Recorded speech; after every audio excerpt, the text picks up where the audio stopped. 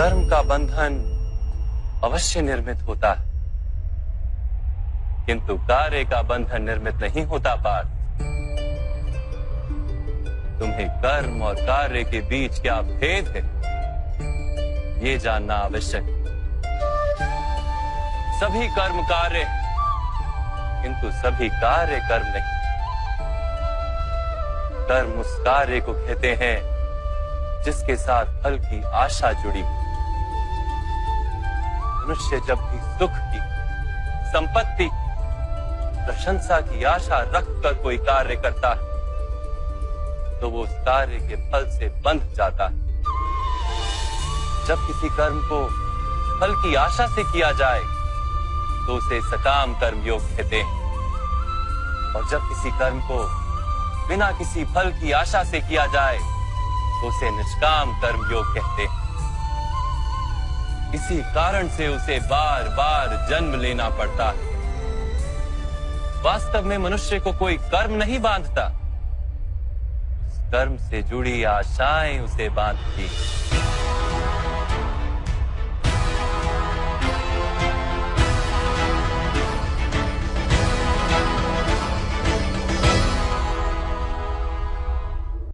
वास्तव में मनुष्य को कोई कर्म नहीं बांधता, उस कर्म से जुड़ी आशाएं उसे बांधती हैं।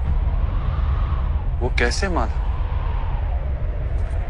यदि इस युद्ध में तुम्हें विजय होने की आशा है तो पराजित होने पर तुम्हें भीषण दुख होगा, और वो दुख तुमसे कोई अन्य कार्य करवाएगा जिसके लिए तुम्हें दूसरा जन्म लेना पड़ेगा। और यदि तुम विजयी हुए तो तुम्हारा अहंकार बढ़ेगा, और वो अहंकार तुम्हें विश्व विजय के लिए प्रेरित करेगा, तुमसे हत्याएं करवाएगा और उसका पाप तुम्हें बांधेगा। विचार करो, यदि तुम्हें इस युद्ध में ना विजय का मोह और ना पराजय का भय, तो इस युद्ध के अंत में तुम्हें सुख प्राप्त होगा या दुख प्राप्त होगा? ना सुख माधव, ना ही दुख। अर्थात तुम्हारा सुख, दुख, हताशा, निराशा, अहंकार युद्ध के कारण नहीं है। युद्ध के साथ तुमने जो आशाएं बांधी हुई हैं, उसके कारण है। क्या ये सत्य नहीं है पार्थ?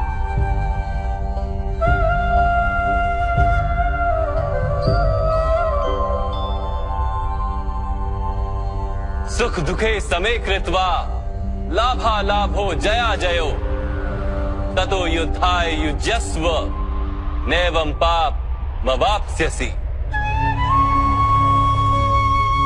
अर्थात सुख दुख को समान मानकर लाभ हानि जय पराजय का विचार किए बिना यदि तुम युद्ध करोगे कौन्तेय, तो तुम पाप के भागी नहीं बनोगे। इसी को कर्म योग कहते हैं। जो सांख्य का ज्ञान प्राप्त कर लेता है वो ये जान लेता है कि वो शरीर नहीं, केवल एक आत्मा है। शरीर के भोग और अनुभव तो केवल मृत्यु तक है, अर्थात वास्तविक नहीं, केवल माया है। उसके लिए कर्मयोगी बनना सरल हो जाता है। परंतु माधव, यदि कार्य से बंधन निश्चित है तो क्या संसार का त्याग करके संन्यास लेना उचित नहीं? इसी विचार का परिणाम है कि आज ये युद्ध हो रहा है पार्थ।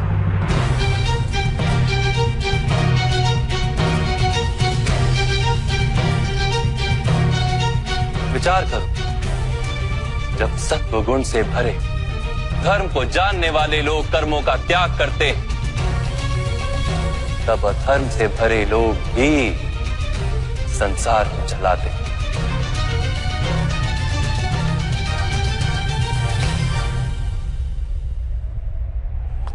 यदि महामहिम ने संसार का त्याग ना किया होता तो आज अधर्म इतना बढ़ता ही नहीं।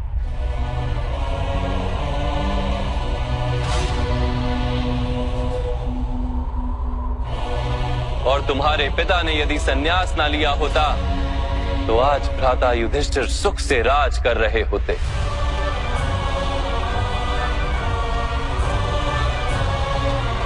और अपनी प्रजा को न्याय और धर्म का ज्ञान दे रहे होते।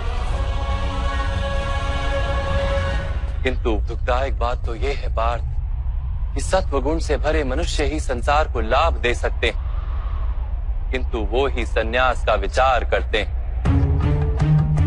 जैसे जल तो भाप बनकर उड़ जाता है और कीचड़ वहीं पड़ा रहता है, वैसे सत्वगुणी सज्जन लोग तो संसार का त्याग कर देते और तमस से भरे अधर्मी लोग संसार में कार्य करते हैं। इसी कारण से संसार में पाप और अधर्म बढ़ता है।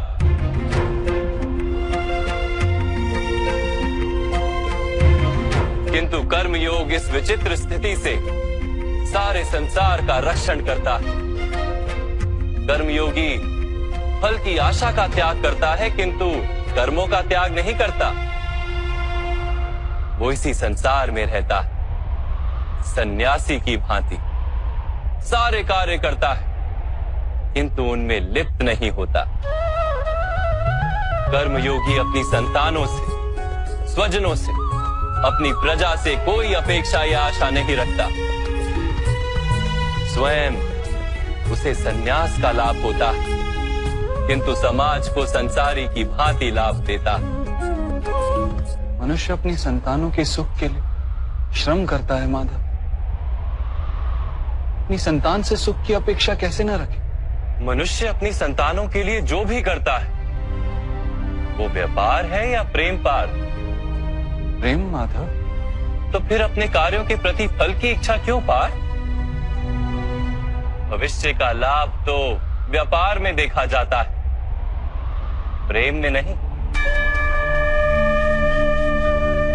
जो मनुष्य अपनी संतानों का चरित्र निर्माण उचित रूप से करता है, संतानों को प्रेम और धर्म के संस्कार देता है, उसकी संतानें भी मनुष्य को प्रेम और सुरक्षा अवश्य देती।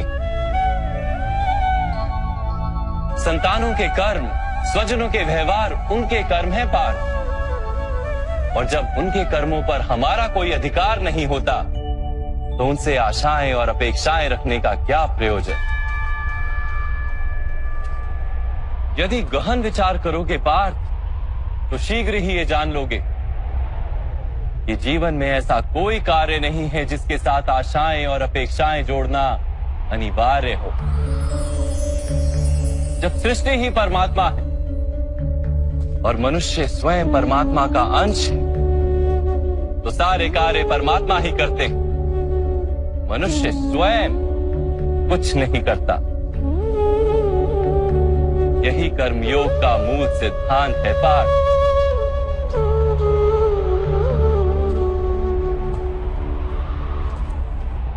तुम्हें भी कर्मयोगी बनकर ये युद्ध करना आवश्यक है पार्थ।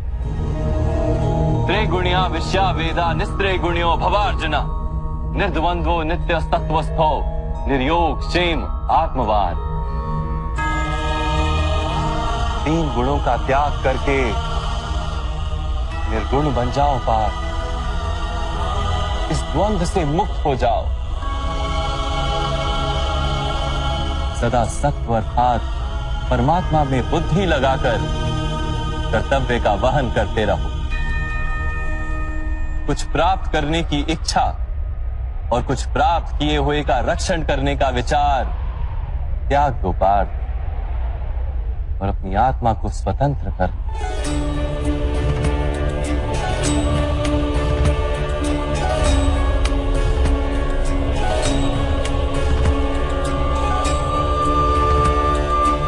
स्मरण रहे पार्थ,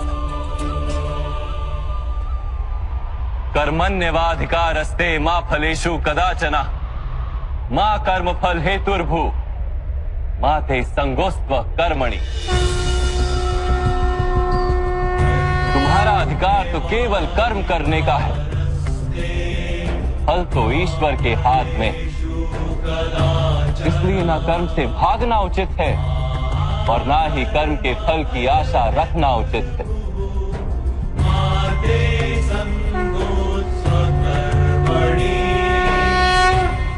जो फल का त्याग कर दे परंतु कर्म का त्याग ना करे, ऐसे कर्म योगी को कैसे जाना जा सकता है माधव? विश्या विनिवर्तन्ते निरहारस्य देहिनः रसवर्जम रसोप्यस्य परम दृष्ट्वा निवर्तते। सुनो पार्थ, जो स्वाद से छूटने के लिए भोजन का ही त्याग कर देता है, वास्तव में उसके मन से स्वाद की लालसा कभी जाती ही नहीं। उसे दोहरी हानि होती है।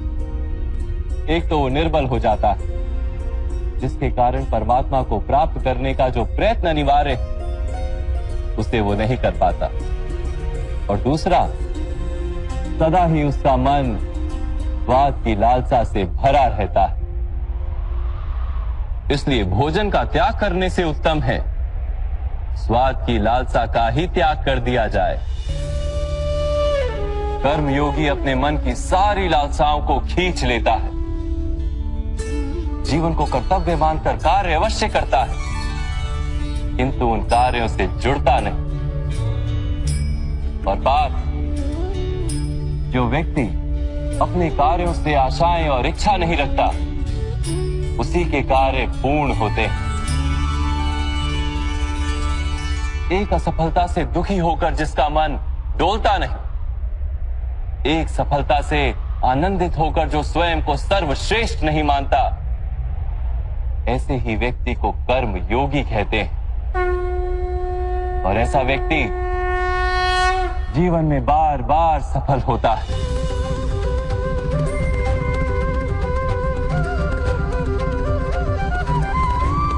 ध्यायतो विषयान पुंसः संगस्तेषु पजायते संगात संजायते कामा कामात् क्रोधोऽभिजायते क्रोधात् भवति सम्मोहः सम्मोहात् स्मृति विभ्रमः स्मृति भ्रंशात् बुद्धिनाशो बुद्धिनाशात् प्रणश्यति।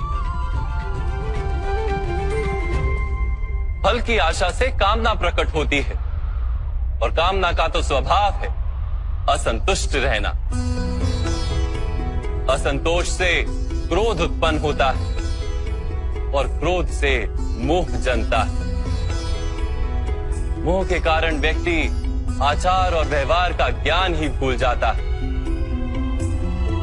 ज्ञान के जाने से बुद्धि चली जाती है, अनुचित प्रकार के कार्य होने लगते हैं, और समाज ऐसे व्यक्ति का शत्रु बन जाता है। और अंत में ऐसे मनुष्य पूर्णतः पतन हो जाता है।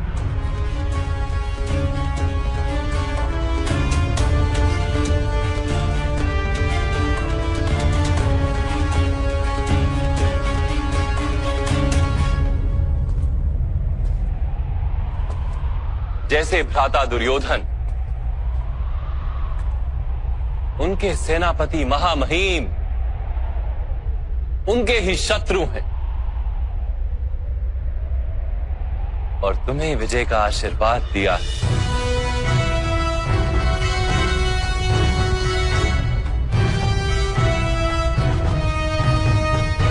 पार्थ, कर्मयोग ब्रह्म विद्या का दूसरा चरण है।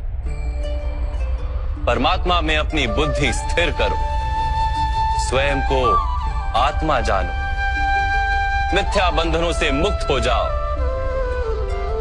और फल की आशा का त्याग करके केवल कर्म करते रहो।